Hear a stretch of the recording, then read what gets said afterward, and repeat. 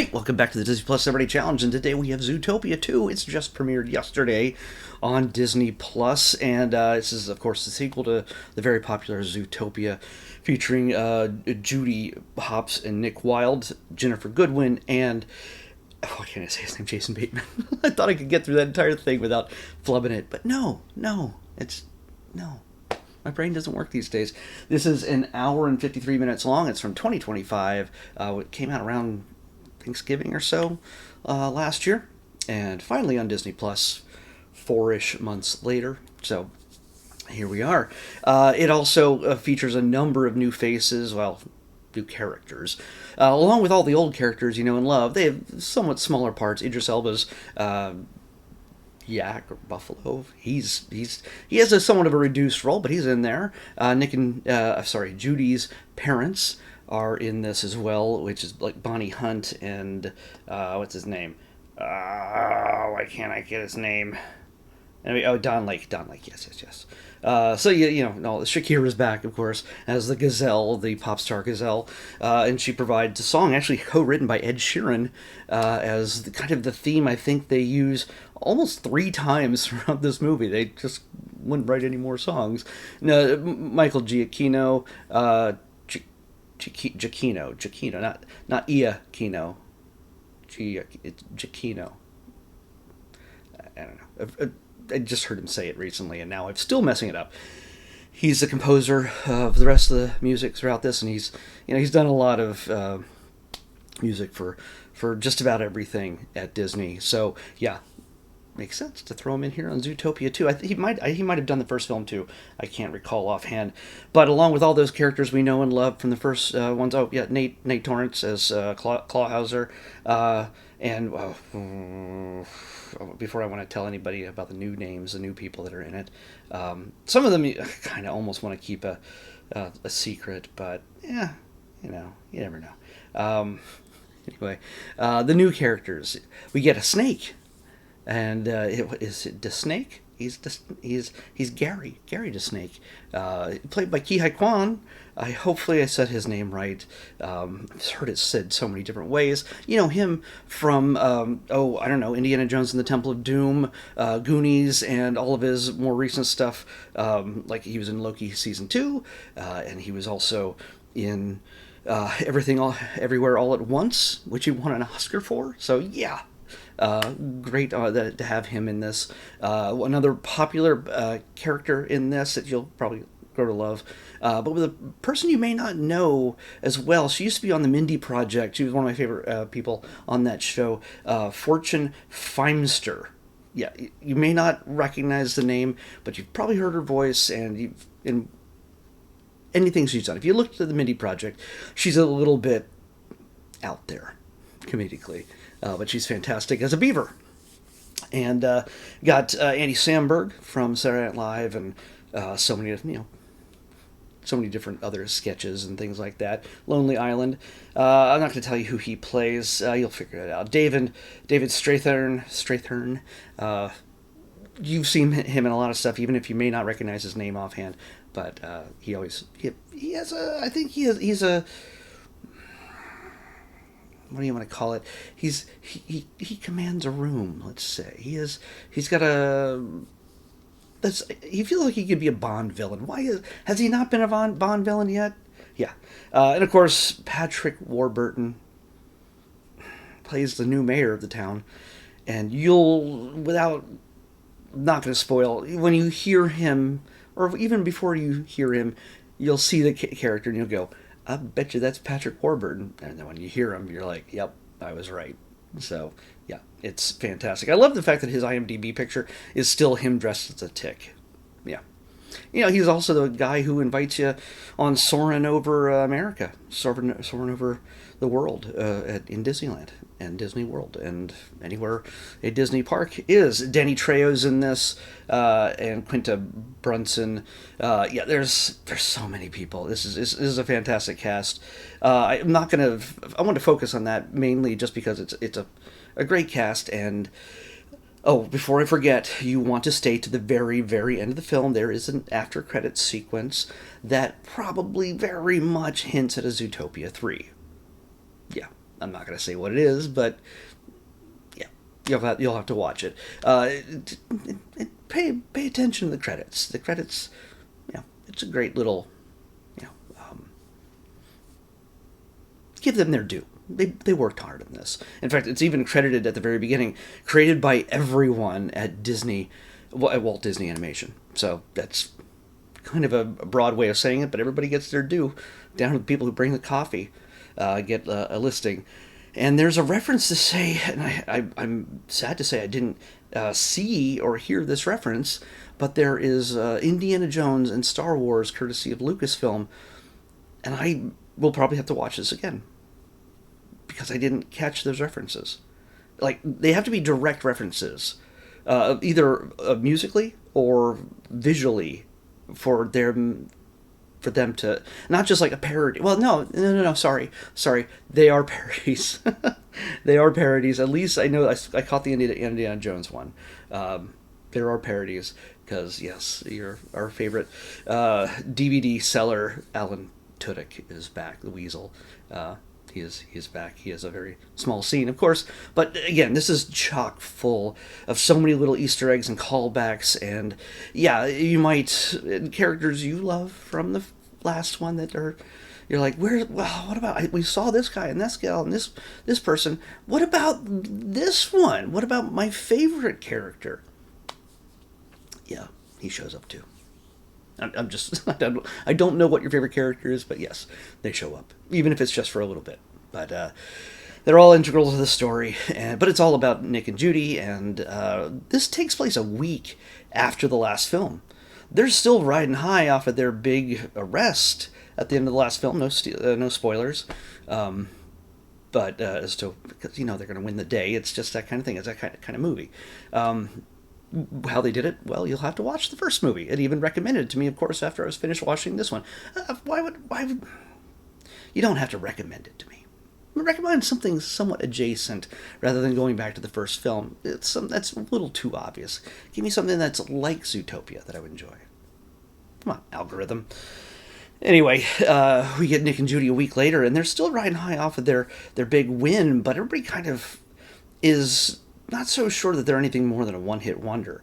They're not really giving them the respect. They're getting lots of accolades, but Judy's still trying to prove herself, and Nick is just blowing off all the pressure, everything else. He's just not taking anything seriously, and Judy wants to jump on the next thing and take down another criminal because she is high on life. She is high on just everything they were able to get accomplished in the last film, and she wants to keep doing it.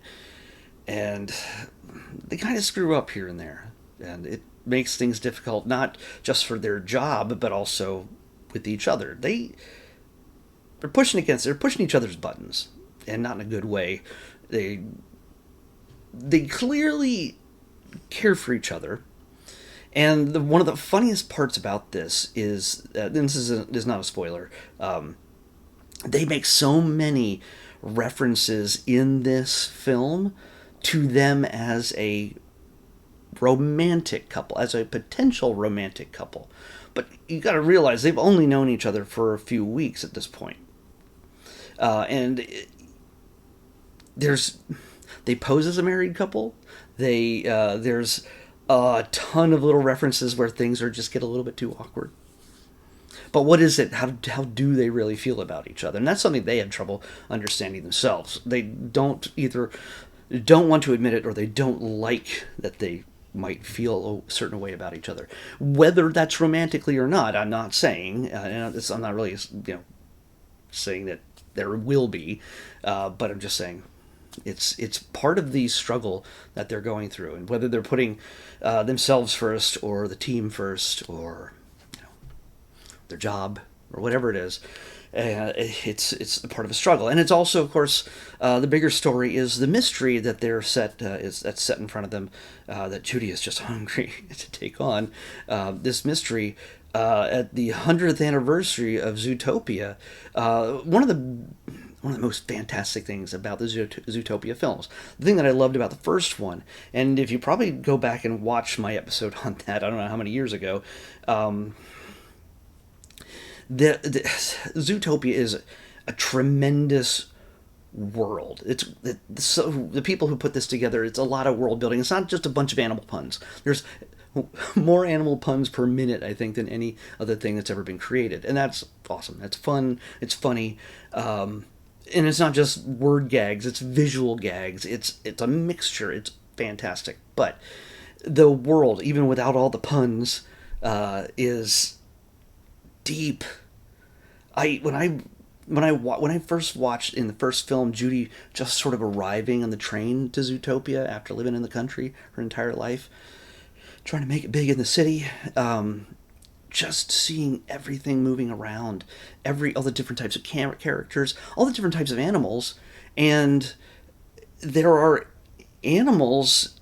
Obviously, a lot of them are walking upright because it's meant to be sort of human-like in their actions, but a lot of them, when you see them walking or you see them running, if there's a big chase or whatever else, they all move differently.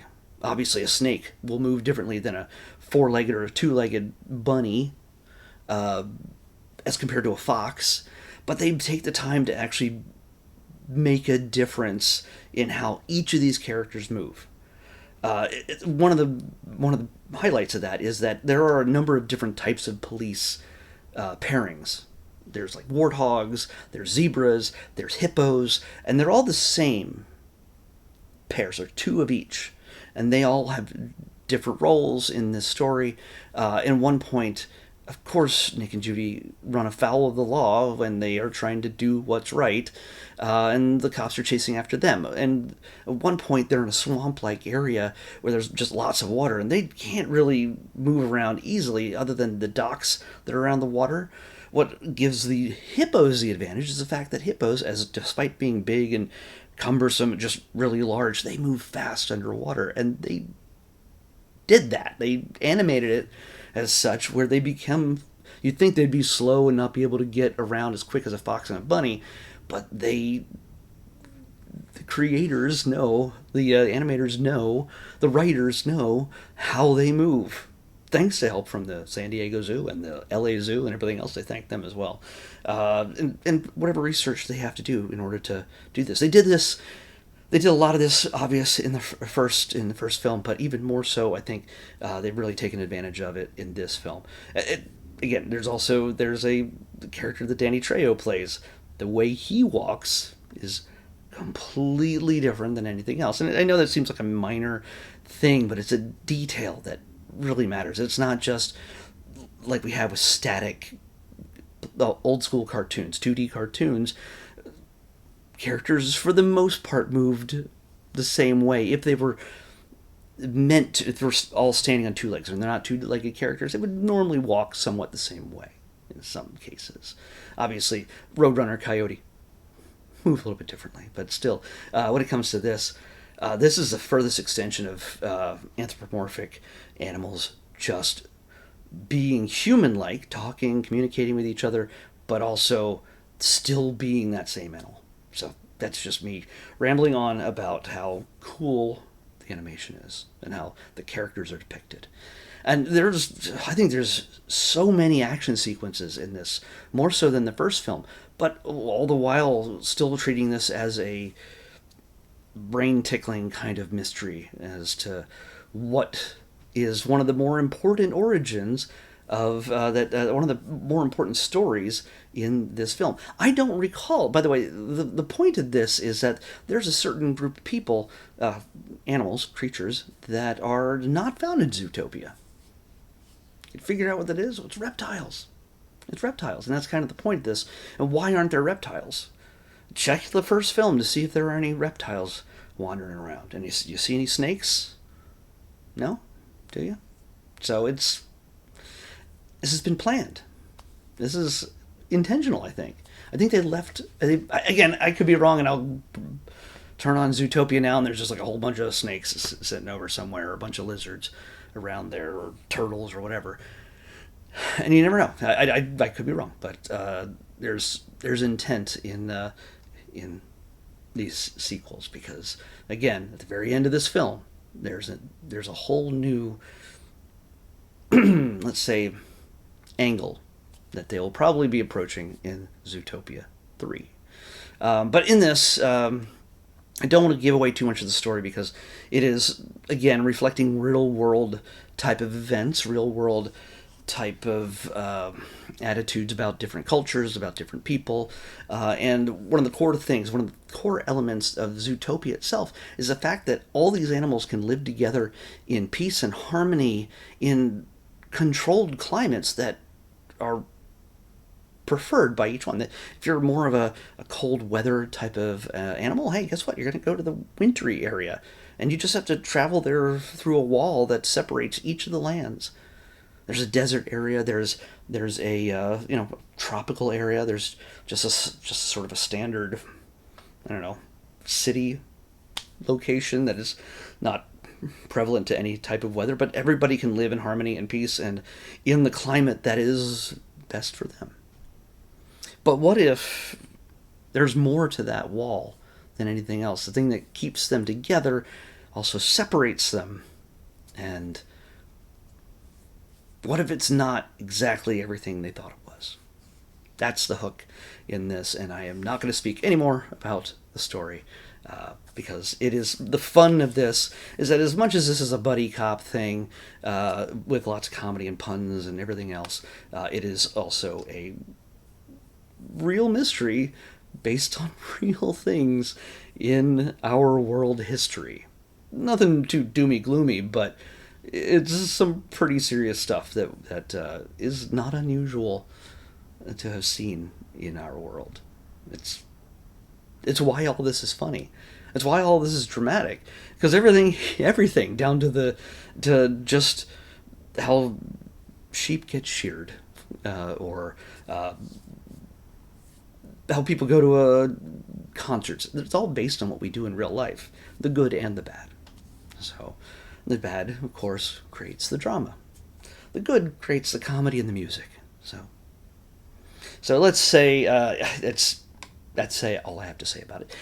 If you love the first one, obviously this is something you're gonna need to watch. Odds are a ton of people have already watched it in the first 24 hours since it got released. So yeah. Give it a couple views. This is the kind of thing that I think if I watched it a number of times, I still wouldn't catch all the references. Somebody should make a video that catalogs all the references. That would just take forever. I don't think I'd get anything else done if I kept watching this movie over and over again. Disney would have to send me a special prize for watching it more than anybody else. I don't want to put them out.